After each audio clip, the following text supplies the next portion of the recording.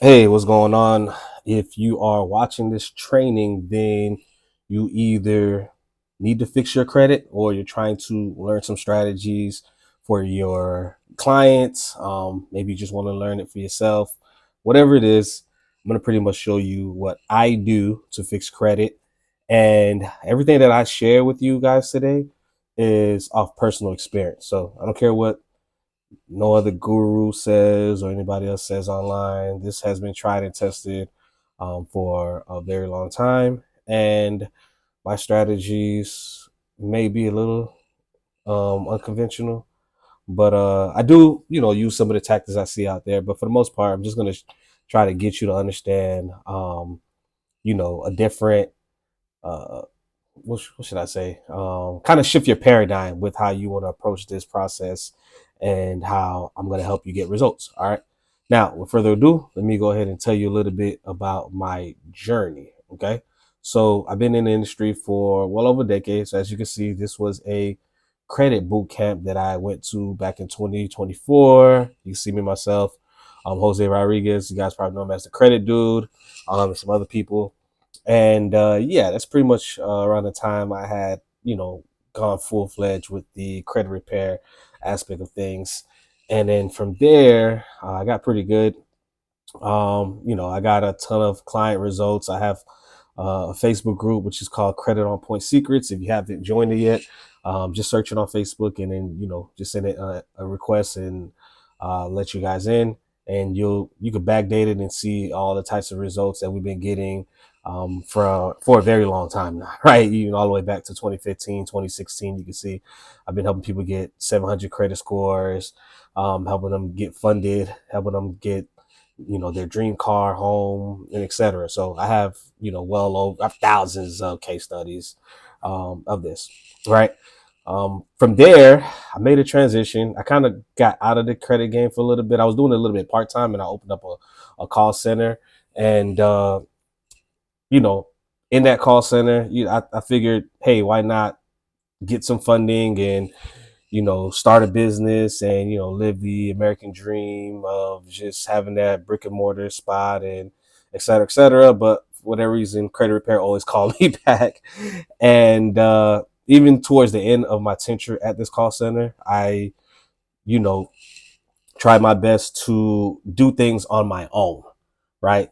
And the thing that I want you guys to understand is that no matter where you're at with in life, right, it's just going to be very hard to do things on your own, no matter what kind of information you have. And I learned that the hard way, and for that, I ended up transitioning over to not necessarily transition. I ended up hiring my first online coach, which is Tanner Chitster. You can look him up. He's pretty well known in the online space. And, I paid him like 18 grand to, teach me his ways and work with his team. And I learned a lot. And he taught me, everything that I know about like the, running Facebook ads, the sales funnels, and all of that good stuff.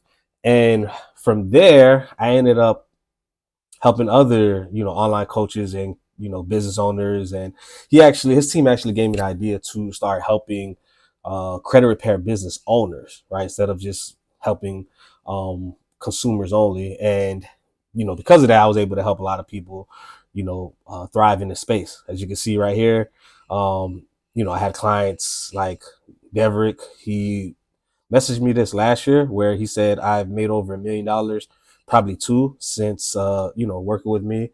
Also had another client. Her name was Janata, and when she came to us, she was at 0 clients, and we were able to help her generate over 30K per month. So you can see this is her client dispute manager software right here, and with that, you can see right here credit card sales 30K, and this was like halfway through the month, right, from the 1st to the 18th. And just other case studies, right? This is LaShondra. She's like, you're the bomb. London Johnson, she's pretty popular in the space of credit repair. I helped her get to about 10K, and then this was back in like 2024, and then now she's doing well over that. Now, Julius Scroggins, when he came to me, he was struggling to get clients, and you know, from there his first month he was able to generate 18 new credit repair clients. That first month, and etc. So I say that to say I have a lot of experience in this space.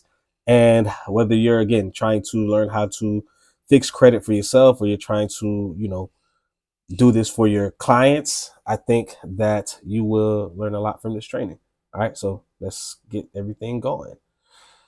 Now, I talked about shifting your paradigm when it comes to this credit repair stuff, right? So for me, I'm not like most credit repair people out there who are like, trying to teach you about learning all the laws and, understanding, this Metro 2 process and all this other stuff and, trying to go to litigation and, sending stuff a certain way because your rights. And look, here's the thing. All right. When you're dealing with the credit bureaus and you dealt with them as long as I have, my approach is forget the logic, just focus on leverage. Because that's what the credit bureaus are essentially doing, right? They're focused on gaining as much leverage on you. So for me, my approach is just gaining as much leverage as I can and playing this game of chess with them. Okay. So for those of you who are out there, you can either focus on being right. Okay, you can question everything and say, hey, this is not right and this is what's supposed to be, and question every account, every data source, whatever however you want to approach it. You can focus on being right or you can focus on getting results. That's pretty much my motto, right? I like to focus on getting results.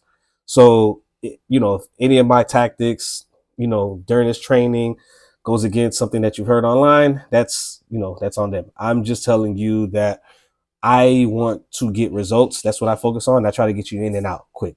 I'm not worried about all the other stuff. All right. So that being said, remember this. The credit bureaus are a private company. They're not the government. A lot of times people think they're part of the government and, their approach to the process is, again, with logic, right? And you're going to see this theme throughout this entire training. I'm not focused on the logical side of things. I'm focusing on getting results, and I'm focused on getting as much leverage as possible. Okay. Now the credit bureaus, right? Experian, Equifax, TransUnion. There's other ones out there, but these are the big three that I'm really focused on. Their main focus is collecting and selling your data. Okay. Now let's take you, for example. All right. You're probably wondering why this guy has a pair of scissors. It's going to make sense a little bit later in this training. But let's take you, for example, right? Let's say in order for you to have a credit profile, right? In order for you to have this profile, you have to apply for some sort of credit. So you can literally be 80 years old. If you never apply for credit, you won't be in their system. They won't even know you exist. Matter of fact, you can make the argument that they still don't know you exist. This is why they try to collect as much data on you as possible, is because they don't really have a system to know whether you're real person or not, right? And I'll go over that in a second, what that means. Now, in order for you to have this profile, you have to apply for credit, right? So let's say you go ahead and you apply for that credit. There's 3 components that's focused on creating that profile, right? Your name, your address, and your social. Now, there's other information, obviously, that goes into your credit profile, but these are the 3 key components that they focus on. During this training, we're just going to focus on 2 of those components, right? The address and the social security, right? Let's start off with the address. Now, let's say you were to go to Macy's and you got to the register. What's the first thing they ask you when you get to the register? They usually say, hey, you want to apply for what? A credit card, right? So let's say you decided to apply for a credit card and by accident you got the last number of your social incorrect. Could have been the pin, the pad, kind of got stuck or whatever reason. It doesn't matter, right? Let's say you just got it incorrect, right? Then 9 times out of 10, what would happen is you would probably get denied for this credit card, right? And you would go about your business and you would just live your life regularly. But in actuality, what really happened was you just created a brand new credit profile. Okay. And let's take it even a step further, right? Because you create this profile and now this person exists with your name, with your address, and totally different social security. Let's say you decided, you know what, I don't even want to use this profile anymore because I've been having issues getting, approvals. I have bad credit. You can, go ahead and actually use this profile instead of your profile, right? This is what they call a CPN. And the reason why this is important is because the fact that you can create a CPN from thin air just off of an error that you made on an application, right? That shows you that there's a glitch in the system. Okay. So bear with me. It's going to get better, right? So because you understand that there's a glitch in the system, the credit bureaus don't know the difference between this person, which is you, or this person, right? All they know that these two credit profiles exist, right? And for all they know, anybody could be, it doesn't really matter. They don't know who's who. They don't know if you're a real person or not, right? So this is pretty much what's going on in their system. They don't know if you're a real person or anything like that, right? Now, let's take it a step further, right? So let's say you decided to, matter of fact, let's say you had a bankruptcy, right? This is another perfect example, right? You had a bankruptcy and you decide you want to dispute a bankruptcy. Well, guess what? If you were to, send a dispute, contact the credit bureaus, what's going to happen is the credit bureaus are going to say that the bankruptcy was verified, it's yours, whatever, blah, blah, blah. They're going to say, they contacted the courthouse. But here's the thing, right? The courthouse doesn't communicate with the credit bureaus at all, right? Matter of fact, you can even send them a letter to find out yourself, right? This is an actual letter that was sent to the credit bureaus. And you can see right here that we do not verify information with the credit bureaus by mail, electronically, or by any means. Okay. So how are they getting this information if there's no form of communication between the credit bureaus and the actual courthouse? Well, what's happening is that they're communicating through third-party sources, right? So what the credit bureaus will then get the information from LexisNexis gets the information from Pacer gets the information from the courthouse, and then it just kind of goes back and forth like this, right? So during that time of them kind of like giving each other information, right? The credit bureaus are telling you one thing, but in actuality, they're really getting information through third-party sources. So again, this goes back to what the credit bureaus do. They collect your data and they sell your data. Okay. So the reason I'm mentioning all of this is because I've noticed over the years, right? I've noticed really early on that the credit bureaus have a lot of room for error. And I know you guys hear it a lot where it is like 80% of credit profiles have, erroneous information, et cetera, et cetera. But you got to think deeper, right? They're playing a different game, right? That than we are, right? And what you have to understand is that in order for you to really get results really quickly, you have to play the game better than they do, right? So we talked about the address. We talked about the social. Now let's talk about the address, right? Now the address has this thing called an AIN, right? And you can only find this through Experian. Most people don't know what an AIN is. That's pretty much the address identification number. Now, the same logic that I'm going to use for the Experian process, the same process, you're going to use this for Equifax, and you're going to use this for TransUnion as well. Okay. Now, the AIN, it can only be found on Experian, right? But again, you're going to use the same process for Equifax and TransUnion in regards to identifying the negative AIN, right? So what do you mean by the negative AIN? So what happens is, let's say you were to apply for this Macy's card and you were to actually get approved. Well, what happens is this AIN that's associated with this address then gets stamped to this account forever. So let's say for whatever reason, right, your Macy's card went delinquent, okay? Then what would happen is that if you were to dispute this Macy's account off your credit report, then what they would do is they would match these AIN numbers, right? And they use that as leverage during their dispute process. And if it matches, they'll verify it just off of that point. Now, there's other ways that other leverage points that they use to verify the account. But what we found out over the years, right, myself and my team and so forth, is that this AIN plays a crucial part into the dispute process. So a lot of times you hear people say, hey, delete the personal information, delete the addresses. That's just not enough. You have to strategically do this, because sometimes you can dispute address that's actually helping you, right? Just because you wanted to dispute the address because you saw something on TikTok that told you to dispute it. No, you have to have a strategic process to understanding how to do this, which I'm going to show you in this actual training. So with that being said, my main point that I want you to understand is that this dispute process, right, is flawed. It's a flawed dispute process, right? You're sending in a dispute. It's going through this supercomputer, right, which you've probably already heard about, which is called eOscar, right? This rep is then communicating with these creditors through Metro 2, okay? And then they send back the information, and then this rep, his job is to just, input everything back into the supercomputer, and then you get your results, right? Whether, there's logic behind it or not, whether it's true or false, it doesn't matter. They have their system, and this computer's job is to make their process easier and keep them profitable. Again, if the computer's job is to keep them profitable, right? Do you think there's going to be logic behind it if they're going to lose money? Right? No, of course not. You know what I'm saying? So this is why when I'm, approaching this dispute process, I have my way of going about it, which is, forget the logical side of things. Let's go ahead and gain some leverage. And I'm going to show you my, process, my 3-tier approach when it comes to actually, getting results for my clients or for whoever I'm working with. Okay.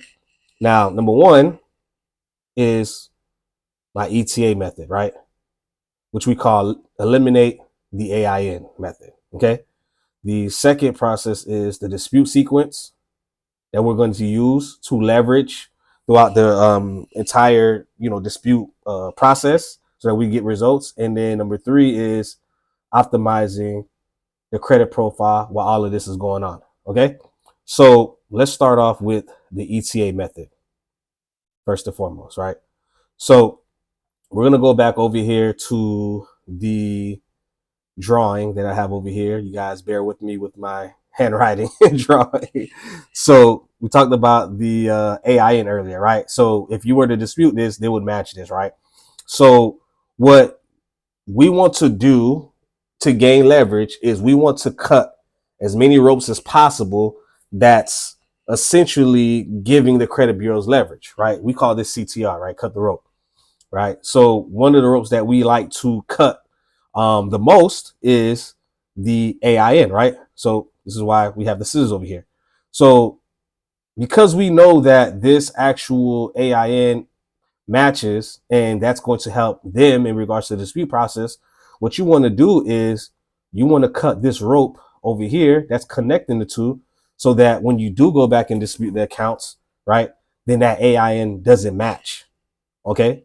So this is what we call eliminating the AIN, right? And then there's other ropes that you can cut, but for the sake of this training, we're just going to focus on the one key rope, which I can honestly say is probably the most important rope to cut throughout this entire process. Okay. And I'm going to show you guys step by step on how you're going to do this. Okay. Now, all right, over here. So this is what we call the ETA method, right? Eliminate the AIN. So first thing you want to do is you want to go to this website right here. No, first you actually want to go to Experian.com. And then when you go to Experian.com, you're going to go to on the top left corner where it says credit. You're going to hover above that, go to credit, view credit report. When you view the credit report, you're going to scroll down slightly and you're going to see dispute, right? Where you can actually go to the dispute center. Dispute negative item, something like that, right? And then when you go there, when you get to the dispute center, you're going to see on the top left corner, you're going to see something called the report number, right? And that report number is going to go over here. All right. Now, to get here, you have to go to Experian.com/view report. All right. Now, when you get to this site, you're going to fill out this information. You're going to click submit, and it's going to take you to this page over here. Okay. And obviously I don't want to sign in. right? This is how the page is gonna look over here. You're gonna fill this information out, et cetera, et cetera. I don't want to sign in because of personal information reasons. But when you get to this page, you're gonna scroll down to the address associated with credit section, and then what you're going to see is the address identification number in the second column. I typically just look at the last four numbers. Okay. So when you find this section, what you want to do is you want to scroll down, right? And you're going to go down to the potentially negative items. You're going to click on this plus over here. It's going to be like a blue plus over here on this side, and it's going to open up the actual account. And when you look below the account name, you're going to see the AIN, right? And then you're going to find that AIN number, and you're going to look for the last four digits of that number. Okay. And then what you're going to essentially do is you're going to scroll back up to the address section, and you're going to find that number, right? So as you can see, this is an address, right, which is in Orlando, and you can see the 9667. So this AIN is associated with this account right here, this negative account, right? This 9667. So if this person were to dispute this, and I'm not saying that you can't get results without eliminating the AIN, you can get results using any type of method. I want to make this real clear. But when you eliminate the AIN, it expedites the process. It helps you get results much quicker. So instead of you waiting months and months, sending dispute letters back and forth, throwing things against the wall, when you eliminate the AIN, you get results a lot quicker, right? We've been doing this for a very long time. Like I said, I've been doing this for over a decade. And, we've tested this theory over and over again. All right. Now, when you find this, right, there's a couple things that you can do, right? Typically, what I like to do is I try to dispute it online. And then if I do dispute online, oh, sorry, I got to make this disclaimer. I forgot to say this before this video started. Everything that I'm sharing with you in this video is for educational purposes, entertainment purposes only. Whatever you do with this information, I'm not telling you what to do. You did it on your own, but I'm just sharing this information, and again, disclaimer, whatever you do with this is up to you. All right, cool. Now that we got that out of the way. So what I typically do is I click on this dispute right here, and I'll put never lived there, and I'll dispute it. Now, a couple things will happen, right? You're either going to get this error back, right? That's going to say change or removing this address requires special assistance, which means you can't dispute this online at all. Or you're going to get this in dispute card, right? This is what we want. Now, if it's associated with a negative account, they're still not going to initially delete it, which I'm going to show you what I mean by that in a second. But what happens is when it's in a dispute cart and you actually submit the dispute, what I've seen is it can be 50-50. There's at times where it would come off, and there's times that it won't come off, right? But regardless of the fact, we just want to, identify the negative AIN, and then we're going to pretty much continue with the dispute process, right? Now, let me actually go a little bit more deeper into this, right? So what you want to do is you want to identify all of the negative AINs, right? And then once you do that, you want to figure out a strategy on, number one, how to remove those AINs, and number two, right, what address you're going to use to replace that negative AIN, right? And again, we use this strategy to this day. As you can see, this is March 6, 2025, which was actually just a couple days ago. All right. Now, once you've identified the negative AIN, right? Let's say that you actually live at this Star Road, Orlando address, right? Let's say this is your main address. You're like, hey, Jerry, I live here. I can't remove this, right? So here's what you want to do. When it comes to Experian, right, what you want to do is you want to see if you can find a duplicate on the credit report that's not negative. So as you can see, this Star Road and this Star Road is the same address. The only difference is this says number B, right? This doesn't. So if this AIN wasn't negative, then what I would try to do is I'll try to keep this on the Experian report and try to eliminate this one. Okay. Now, this only works for Experian. So what I mean by that is Equifax and TransUnion doesn't have duplicate addresses. So if you identify the Star Road as the negative address, then it's the negative address on TransUnion, and it's the negative address on Equifax as well. So remember, you're going to use the same approach for the other two bureaus. Okay.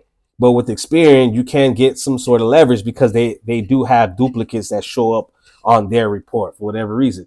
Now, when you see different addresses on here, they're always going to have a different AIN. So anytime it's a duplicate, it's never going to be the same AIN number ever.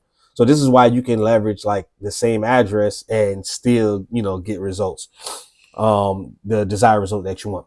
Now, with that being said, if your main address is negative and you can't replace this, you can't leverage any of the addresses that's on your credit report, then what you the duplicate, sorry, you can't leverage the duplicate that's on your credit report, right? Let's say both of these are negative.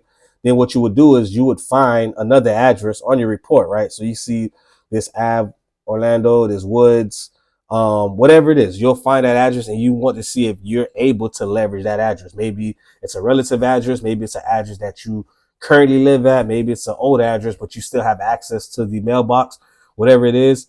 You want to see if you can leverage that if that address isn't negative. Okay. So you would take a look at it. This is why I say you don't want to just dispute the addresses all the way. You want to see what you can leverage while it's on the report. Now, if you can't, get that address removed off your credit report for any reason or anything like that. Not can't get the address removed. You can't leverage that address for whatever reason. Then what you have to do is you have to find another address that's not showing up on your credit report that you can leverage, and you got to report that to your credit report temporarily. Okay. So maybe that's a relative, a family member, a friend, whoever, right? You get that address, and then what you're going to have to do is you're going to have to create documents, right, that have that address on there. So a couple ways that you can do that. Obviously, you go to the DMV. You go to the DMV, you get a new license that has the address on there, right? And then you could use that. You can also, go to your bank account, change the bank statement address, and then have all of that matched. The only thing about that is that's going to take some time, right? So if you want to expedite the process, right? Again, this is for educational purposes only. Whatever you do with this is up to you.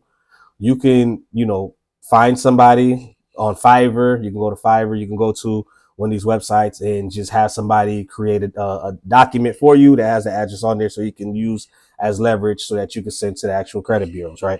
That's pretty much up to you. Another site that you can use that you can leverage actually is, let me see if I can pull that up. Oh, this is actually blocking the way. Let me open up new tab. Is verifytools.net. You go to verifytools.net. You can go over here. Let's say you want to find the actual state that you're in. So let's say Florida. Boom. Oops. Florida. For $9, they'll pretty much create the document for you. You follow the prompts. It's pretty self-explanatory. You upload it, and then it'll literally give you like a document. Then you can have your actual information on here, and then voila, boom. You just go ahead and you can leverage that as the document that you want to use. Okay. Real simple. Honestly, you could just go ahead and leverage that. And same thing for bank statement. Okay. But the point of it is, again, whatever you do with this information is up to you. This is just documents that you can verify, use for the dispute process so that you can verify that you actually live at that location that you're trying to upload on the credit bureaus. And then from there, you can pretty much dispute the old negative AIN, not old AIN, the negative AIN off your credit report so that you can have that as leverage. Once you do that, then you'll see a huge difference in the dispute process. Now, I know it sounds like a lot of work, but if you can follow this process step by step, you might have to watch this video a couple times, but you follow that process step by step, you will get the results that you're looking for. Okay. So let's scroll down. So once you dispute all of the addresses, the negative AINs, and then the excessive addresses that you have on the credit report, then you're going to go up here to dispute cart, right? And then it's going to take you to a page that looks just like this. Okay.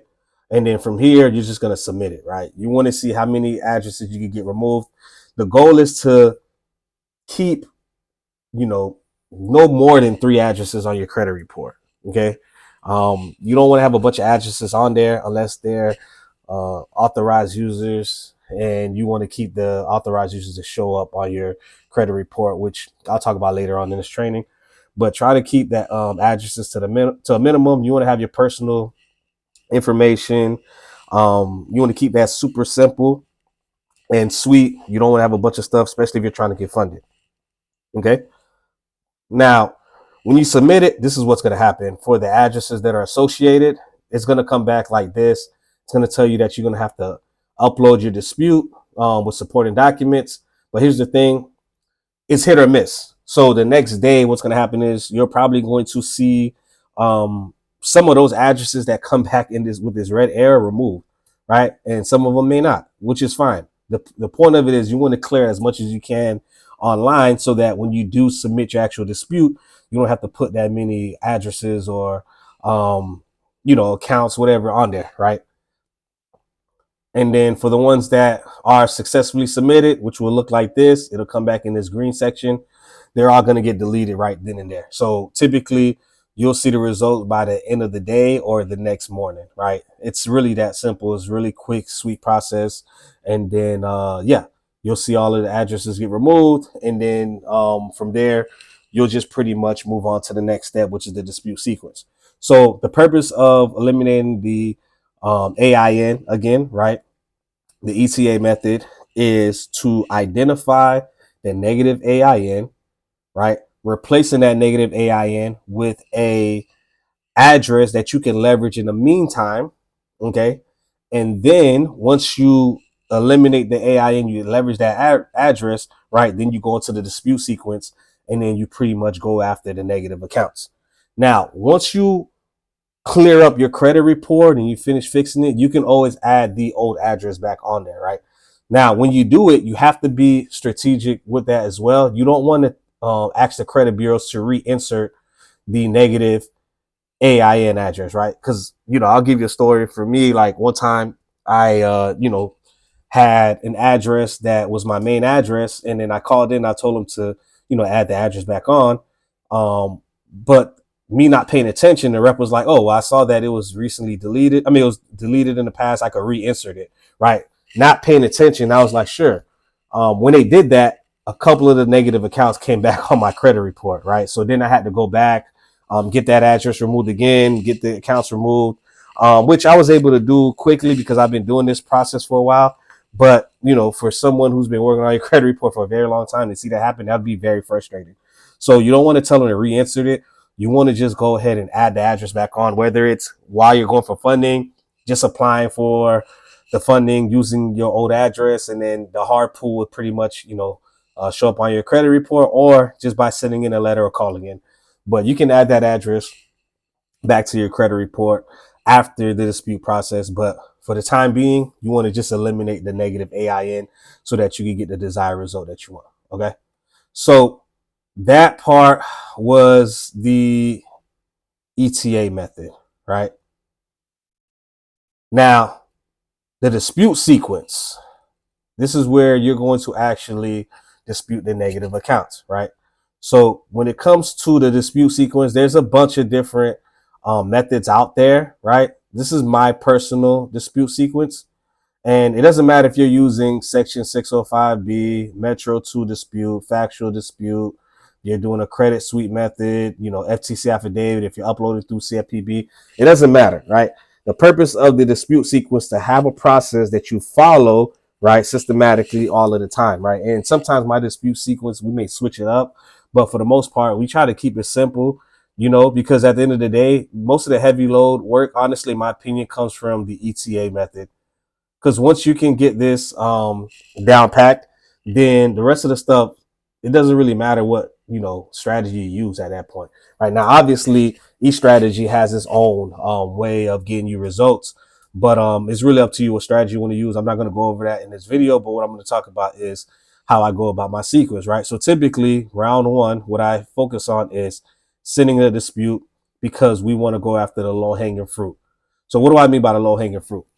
The low hanging fruit is when you, and anybody could test this that's worked on credit files for a while. The credit bureaus, what they do is whenever you work on your file for the first time or a file that hasn't been touched for a while, they'll typically give you deletions right away, right? This is why a lot of times you'll see people get excited when they first get started with the dispute process and then get discouraged because nothing's coming off afterwards. So what happens is they'll give you results early on as reciprocity. That way you can stop bugging them, right? So they'll tell you like, hey, we gave you, you was right about these accounts. We gave you these deletions. Now the rest of the stuff came back verified. Go contact the creditors and the collection agencies and leave us alone, right? So we want to leverage that because we know that's going to happen, right? We want to get some of those low hanging fruits, right? And you don't want to wait until you get the documents ready to send out the dispute. Now, if you could get the docs ready right away, like the same day, then go for it, right? You can add the negative AINs to the dispute letter, and then you can add the negative accounts to the dispute letter, all combined together, and then you can send out the dispute. But a lot of times people have to get the docs ready, right? So instead of waiting for the docs to be prepared to send it off, you can actually just send off the dispute, right? The crazy, this is why I say this is like the glitchiest system. You can literally, at times, right, play Russian roulette, send in the documents, right, with the address, with the negative AIN that you're disputing. You can have the negative AIN on that dispute letter, say, I've never lived here, or this address isn't mine, and literally have the address showing on your driver's license and still get results. I've seen this happen on multitude of occasions. Actually, I've seen it happen a couple of times, like recently, in 2025. You see what I'm saying? That just shows you how much attention to detail that the credit bureaus have for this process. You see what I'm saying? So the point of the round one is to just, you want to get some motion going, right? Get the low hanging fruits. I don't care if you don't have the documents ready, just send it off. It's hit or miss. You may get some results. Now, most people do their rounds every 30, 45 days or so forth. No, what we're going to do is we're going to go second round in 2 weeks. Okay, so typically if I go into my system, right, like you'll see right here, these are like clients that I'm working with. If I sent off a dispute, you'll see like right here, this says the 17th. That means I probably sent that dispute a week ago or something like that. And then, now we're gonna go ahead and do the second round or third round, whatever, like a couple weeks later, right? We don't wait. We literally will just go in and focus on two things. Number one, if the address was verified, i.e. the negative AIN, right? And I keep saying the negative AIN because, as you saw in Experian, there's duplicates. So it's not necessarily the address that's always negative on Experian, right? It's literally the AIN, because you could have the same address showing up twice and you can leverage the same address if the AIN is a negative, right? On the other two credit bureaus, TransUnion and Equifax, obviously you're going to have to just remove that address altogether because they don't do duplicates. Okay. But if the address comes back verified, then you want to go aggressive with your dispute process, right?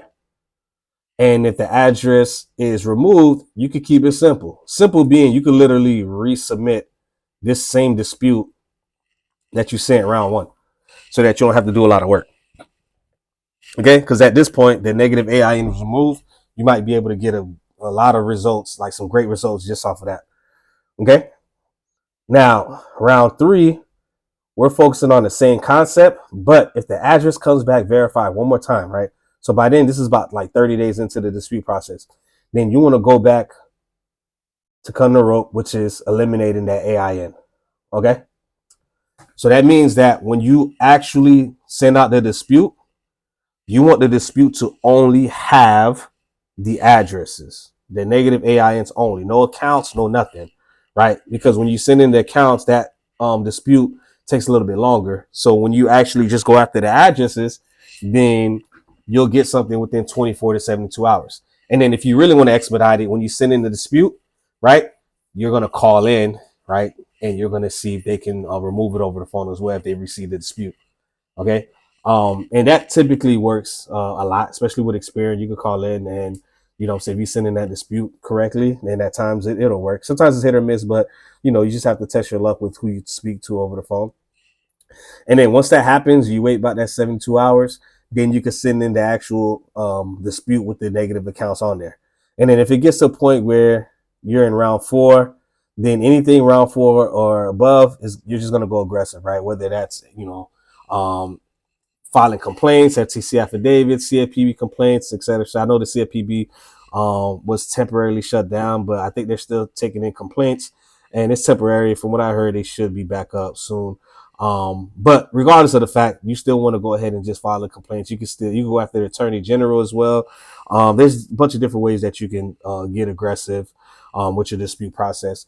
But essentially, it's a simple, dispute sequence that I use, and I've been doing this for a very long time, and it's helped us get a lot of results, right? And as far as like the first round dispute, when I say go after those low hanging fruits, a lot of times you could just start off with simply disputing online. So while you disputed those addresses, you could go in and start disputing the accounts, right? And then people will say, well, you shouldn't dispute online because you waive your rights and blah, blah, blah. Listen, go back up here, right? I'm focused on getting leverage. I focus on the logical side of things, right? So you can focus on being right or you can get results. Now, if you're trying to sue the credit bureaus, if you're trying to go into litigation, if you're trying to do all of those things and go about it that way, by all means, don't watch this video. Don't follow my processes. You know what I'm saying? I'm, not conventional at all. You know what I'm saying? I just want to get results because I don't have time to be sitting here, going back and forth with the credit bureaus. I need to get funded. So let me go ahead and get these deletions, right? And then go about my business, right? So if you're trying to go about it in a way where you're trying to go through litigation and so forth, dude, just, stop watching this video and then just go follow somebody else's training. For me, I'm telling you what I do, you know what I'm saying? And this is what worked for me. And yeah, it's been working for me for over a decade. So you go online, you can dispute. You can even fill out this information right here. Usually I leave it blank, but sometimes depending on the dispute process you're using, you could probably use a US code in here, right? So I'm using 15 US code 1681B. This is for charge-offs. So I'll usually put not mine or no knowledge of this account. And then I'll go ahead and input this information right here. And then you can add it to cart. And then from there, same thing. Once you submit it, right? On the next page, you're going to get that same submission and you're going to submit it. This time around, you're going to see the green successfully submitted, but that doesn't mean that they're deleted. It's just going to go through the dispute process. And once you dispute it online, you're still going to send off your dispute, right? You're either going to upload it online through each credit bureau, which you can. A lot of people don't even know this. You can upload your disputes through the credit bureaus directly, or you're just going to mail it off using whatever service that you're using or going to the post office. Okay. And then from there, when you go back to the accounts, you'll see it's going to be in orange like this, which means that it's in dispute, right? So that's essentially how I go about my dispute process, and how I, pretty much try to get results really quickly. Okay. And again, just so you can kind of see, these are some results that we've gotten just recently, right? This is it back in December. Okay. And you can see right here, everything came back deleted. And these are like a bunch of different accounts, right? Like charge-offs, collections, et cetera, et cetera. You can see Citibank, Capital One, Financial Citizen Bank, all of this deleted, deleted, deleted, deleted. If you keep going, you'll see deleted, deleted, deleted, deleted, deleted, deleted, deleted, Discover, Wells Fargo Home Mortgage, all of this was deleted from the credit profile. Okay. Again, here's another file that we were working on. And you can see right here, this was submitted February 13th, right, 2025. You can see right here, it had accounts that were late, 9, and you can see from February 13th to March 5th, right? You can see right here, it's already down to 2. Okay, and those 2 are like open accounts that we're not even going to be. No, one of them is an open account, I think it was, or hold on. Okay, right here. Let me double check. Yeah, one of them was an open account. Yeah, so that's why it's not on here. One of them is an open account, so we're not disputing that at all. We don't really dispute open accounts. Sometimes we'll go after late payments, but it just depends on the file that we're working on. But as you can see, these are all the deletions of all the accounts that she pretty much had, on her file. So you can see all of this stuff was deleted, deleted, and then came back verified. So yeah, and then you can see right here, obviously how her score jumped up. Here's another file. Okay, you can see Ronell on February 28th, right? You can see right there. These are all the accounts that he had. It's actually missing some because we couldn't take the entire screenshot. But you can see right here, 1, 2, 3, 4, 5, 6. I think he had like 8, if I'm mistaken. And then, so this is February 28th. And then by March 7th, you could literally see right here on the potentially negative side, there's only one negative account left, which is this LVN funding. So from here on the 28th, same account over here on the 7th, literally down to 1. Okay. And you can see this is the spreadsheet, and you can see he had 8 total negatives. Okay. So it was 8 negatives. He has 1 left. Right. And that was about a week. You see what I'm saying? Another file right here. You can see February 10th. They had accounts ever late. That was like 5. And then you can see February 10th to February 18th. So 8 days later, it was already down to 2 accounts. Okay. And you can see, yeah, Capital One deleted. So TD Bank was still in dispute, and then Verizon deleted. So Equifax and this was for Equifax and Experian. TransUnion still in dispute. So we're waiting back for those results. So again, I'm just telling you stuff that works. If you're trying to get results, you can follow this process. If you're trying to be right, I mean, just follow somebody else and get information from them. I don't know what to really tell you. Okay. So yeah, that's the dispute sequence. Okay. And then last but not least, we're going to talk about optimizing the actual profile. Okay. Now, when it comes to optimizing the profile, right, we're going to be focused on, getting funded. All right. Now, if you're trying to like purchase a house, if you're trying to get a car, stuff like that, this doesn't really pertain to you. But if you just want to know how to optimize your profile anyways, I still recommend that you do, because you don't want to wait until you need the funding to actually get the funding. You want to be able to position yourself, because history plays major part in the file, right? So let's talk about optimizing your profile. Business funding versus business credit. What's business credit, right? Business credit is when you are trying to get funded off the business without using your social. Okay. So a lot of times you'll see business credit trainings online where they're telling you to get these net 30 accounts, get a Paydex score, get these vendor accounts, and then, you're just doing all this stuff to like build it out. Now that takes time. It takes a long time to do. Does it work? Yes, but it takes a long time. So again, I'm trying to get funded quick. I'm trying to get results quick. Now you can do business credit, but what I would recommend is that you go after business funding first, and then you build out business credit on the side or something. Okay. Business funding is when you're leveraging your personal file to get funded. And the thing about this is you're going to get business credit that reports to business credit cards that's going to report to your business credit, which is going to help build your business credit with strong primaries anyway. So I always recommend just going to business funding route. But the reason why most people don't do business funding is because their credit is usually not up to par, which is why if you follow the process, right, the ETA method, the dispute sequence, then you'll position yourself to get business funding. Okay. Now, when it comes to business funding, and we're using your personal file, here's one thing that I'm going to scream at the top of my lungs until people really understand this. The credit score is overrated.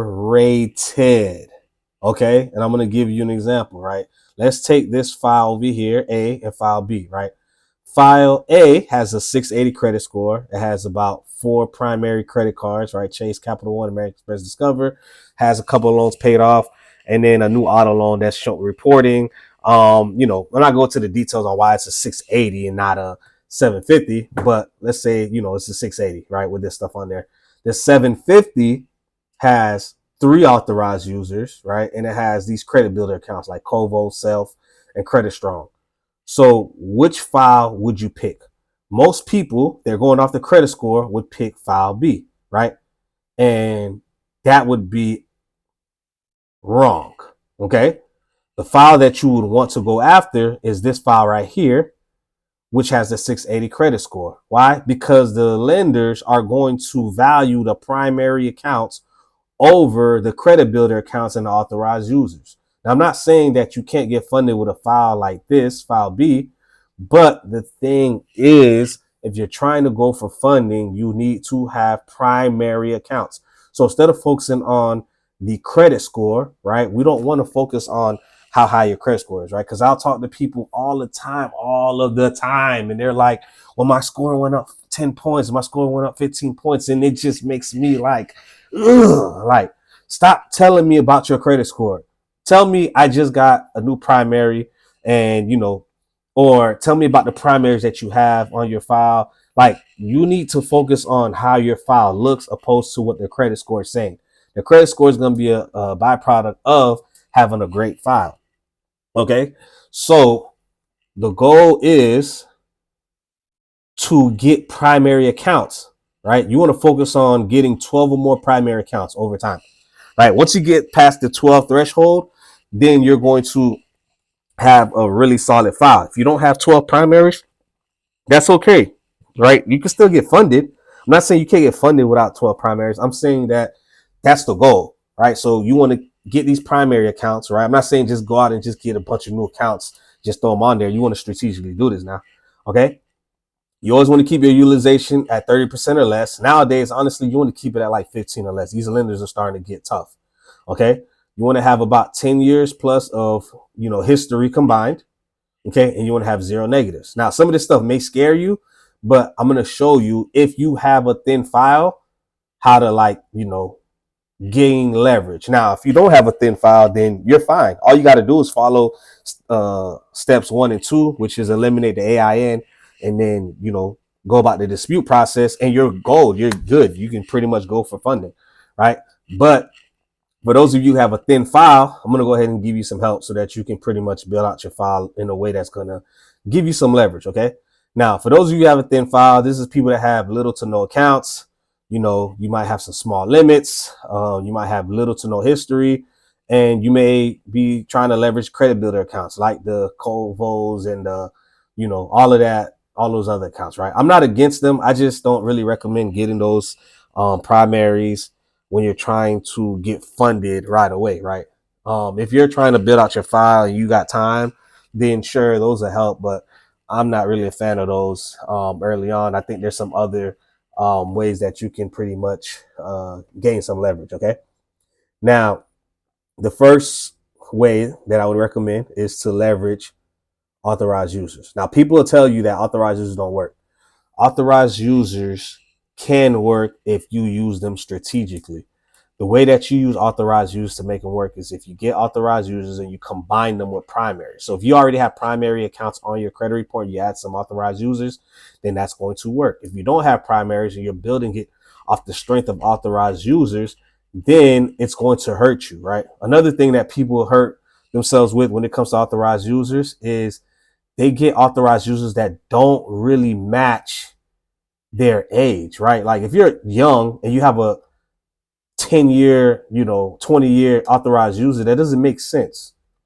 You know what I'm saying? So you got to make sure that if you're going to get the authorized user, you got to, be strategic with it. You know what I'm saying? You don't want to just get a bunch of authorized users, just throw them on your credit report just because you think it looks sexy. All right. So you could get some authorized users. I typically say get about 2 to 3, right? And then, so if you have a thin file, get about 3 of those, and then go after installment loans, right? And the key to the installment loans is backdating the installment loans. All right. So some of those that you can get are rent reporters. That's one that's pretty easy. Credit Sesame, there's a strategy that you can do to, report that installment as well. And then rental karma is also a good one too. And then there's a strategy for that too, right? If you can get 2 or all 3 of those, then you're going to be golden, right? And then what you're going to do is you're going to go ahead and you're going to go for funding. And the key is to get approved for more primary trade lines on the personal file as well, right? So you want to, if you're going for business funding, I would recommend that you go for some personal as well so that you can get some of those. And I would say try to get approved for about 3 personal credit cards so that you can let those build up over time so that you can have those primaries, right? And then the thing about those inquiries, you're not going to be able to remove those inquiries because you don't want the credit card to shut down, but it'll still help you in regards to having those primaries. Okay. And then from there, you could go after the business funding, and then, that's a whole different story. We won't get too much into that. But again, leverage authorized users, and then the key is to get backdated installment loans, right? You combine those together, and you could pretty much help a thin file to go for funding, right? And then the funding strategy I typically use is this, right? I usually go after the soft pools first. Okay, so any company that does the soft pools, I'll go after those first, because obviously it doesn't hurt your credit. And then I'll go after the relationship banks or credit unions, right? So if you have a bank that you've been banking with for a while, go to them first, see if you can get some funding through them, or credit unions. My favorites, Navy Federal. You can also go after like DCU, credit union, PenFed. There's a few of them out. There's a bunch of them out there. I'm not going to go into the list. There's people that talk about this on TikTok and stuff all day. And then I would go after like the real hard pools. You know what I'm saying? And then what you do is you go see what you can get. And then from there, a couple months later, you're going to remove the inquiries off the credit report of stuff you didn't get approved for. And then you apply for funding again. And then you just go back and you rinse and repeat the process. Okay. But in order for you to position yourself in that way, if you have a thin file, just, leverage this strategy right here. It works like wonders. And then from there, you can kind of like just go after the funding. All right. So that's essentially my 3-prong approach when it comes to, the credit profile, right? The ETA method, we want to pretty much find that negative AIN, eliminate the AIN. We want to have a dispute sequence that we could follow, and then you want to optimize the profile while you're working on the file. Okay. Now, with that being said, I want to say this, right? And I'm just going to leave this cliffhanger. There's actually a better way to get business funding. Okay. Nobody really talks about this online. I'm not going to go too much into it in this training, because it needs its own training on its own. But I am going to tell you a little bit about what it is, which is leveraging assets, right? And the cool thing about leveraging assets is it doesn't require you to have good personal or business credit. Okay. It doesn't require you to have, history, right? Because you have to like build history with these credit cards, and it gives you room for error. So again, if you mess up your personal credit, you can still get funded. Okay. If you mess up your business credit, you can still get funded, right? And when you learn how to leverage these assets and borrow against these assets, man, it's a beauty. Okay. And the goal is to go for your first round of funding. And with that funding, leverage that funding to get these assets, which again, I'm going to talk about in a whole different training. I'm going to have my guy come through and actually break it down for you guys as well, and show you what we've been doing. But yeah, that's going to be a whole different training. I'll share this info in another training, but I just wanted to leave that there so I could leave some curiosity, so that for those of you who just, you're just tired of that traditional fix your credit, get funding, and then just not make a mistake. You get one 30-day late payment. Now you can't get funded, or, you get one collection account that came out of nowhere. Now you can't get, like, that stuff gets tiring, man. You know what I'm saying? Like, it's just tiring. You know what I'm saying? So I'm going to, hopefully I can share that with you guys, and then you guys can use that as leverage. But for now, take this information, this training, and, I want you to implement it, right? So for the next steps, I want to talk about what you can do to maximize this information. Okay. Now, this is what I call the success model, right? This has worked for me for a very long time. I use this in life. I use this in business mainly. And essentially what it is, it's a formula that I go off of, right? And with this formula, essentially what it is, it's education plus implementation equals success. Okay. And a lot of times, I've been guilty of this too. We focus on getting all of this information, right? So you can see on this y-axis, education is going up because it's infinite. You learn things. You're always online. You're watching YouTube videos. It's easy to consume information, right? But the thing is, in order for you to get to that success, right? Success could be a bunch of different ways. Let's use $1 million, for example, right? In order for you to do that, you have to implement at the same rate that you educate yourself. Okay. The problem is the implementation always starts off extremely hard. So that's why most people tap out at the sign of, adversity, because it's like, yeah, this information is really good. This is great information, but they never really implement that information because it's extremely hard to get started. Right. And then not only that, once you get to the next tier, it's still very hard. So it's not like it gets easy. It's just still hard. It's maybe a little bit easier. But here's the thing. Eventually what happens is the goal is to not for it to get easy. The goal is for you to eventually get leverage. That's the goal. Because once you get leverage, then it's not necessarily easy. But what happens is you get to take a step back, right? And, work on things from a bird's eye view, right? So if you're in business, right, let's say you're trying to get to $1 million, right? You're trying to implement systems and processes. In the beginning, it's extremely hard, right? Then it gets very hard. And then eventually you get systems, processes, and team that comes in and that gives you leverage, right? So the point I'm trying to make is you could take this information, right? Educate yourself and then go watch another TikTok video and go watch another YouTube video. But none of that matters if you're not going to implement at the same rate. I'm not talking about just slowly. I'm talking about implement at the same rate that you're educating yourself. Okay. So for those of you who are watching this video, there's three things that's going to happen. You're either going to take this information, you're not going to do anything with it. You're going to feel good about it, and then you're just going to go about your business, right? You're going to take this information and you're going to try to implement it too, right? And some of this may be new information to you. So what you're going to possibly do is you're going to probably go through some trials and tribulations trying to implement everything on your own, right? Same way I told you about myself when I got this information and I was, struggling to be successful in my business until I got my mentor, right? So number three is you can actually get help from somebody like me who's been doing this for well over a decade. Okay. So if you're that person, that number three, and you want to get help, you want to know more about my programs, then, on this page, wherever it's at, know where it's located while I'm recording this, but just fill out the application, apply, and, get more information about that and see what you can do to implement this stuff, so that you can get the results and get those deletions off your credit report and stop having to wait on, other people or just having to wait in general to have good credit, right? We're in 2025. If you're watching this video, I'm pretty sure you've probably been looking for information on how to fix your credit for a while. And I want this to be your last stop. Okay. At least for now, so that you can get the results that you need. So if this training helped, if you felt like you got some good information from this training, then, follow through, hit me up.